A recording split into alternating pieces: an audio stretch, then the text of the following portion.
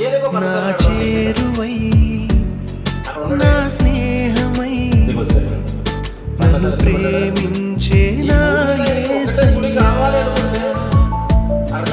నా చేరువై నా స్నేహమై నన్ను ప్రేమించే నా యేసయ్యా, నీ ప్రేమలోనే నేనుండిపోని నీ సేవలోనే నన్ను సాగని, నీ ధ్యాసలోనే మై మరచిపోని నీ వాక్కు నాలో నెరవేరని.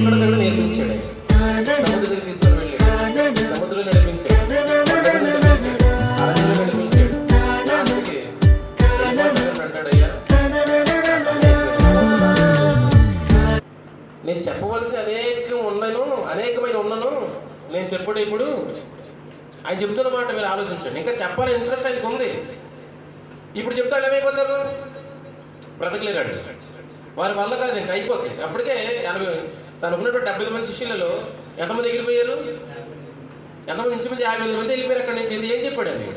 అరే నా శరీరం తినండి, నా రక్తం త్రాగండి అన్నాడు. ఫట్ అంత ఒకటే మాట.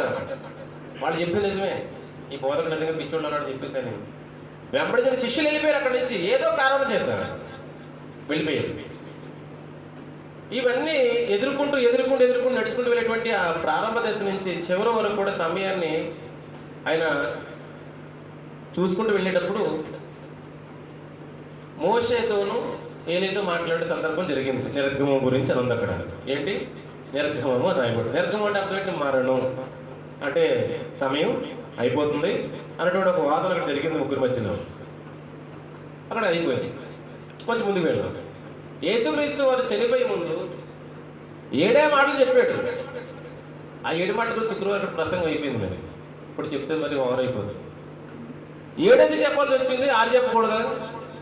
8 చెప్పకూడదు అనేటువంటి మాట, 7 అనేటువంటి మాట ఎందుకు ఎంతాల్సి వచ్చిన విషయం చెప్పి జ్ఞాపకం చేయడం జరిగింది. పరిపూర్ణ సంఖ్య. ఆ 7 మాటలు ఆయన శిలువలో పలికిన తర్వాత కరెక్ట్గా 3 గంటలకి చనిపోయింది. 3 గంటలకి టైం అంతా రాశారు బైబిల్ గారు. ఎగస్ట్ రాశారా? ఇంచుమించుగా 3 గంటలకి ఆ సమయం రాశారు. 3.5 సంవత్సరాల సువార్త, మరణం ఏమో కరెక్ట్గా 3 గంటలకి ఇంచుమించు, మళ్ళీ తిరిగి లేవడానికి మళ్ళీ 3 రోజులు. ఇలా ఒకటి మనం చూడగలిగినప్పుడు ఆయన ఏదో వచ్చేసాడు, ఏదో చేసేసాడు, ఏదో వెళ్ళిపోయాడు అన్నట్టు లేదు అక్కడ. ఈరోజు ఇంతమంది సేవకులు తయారు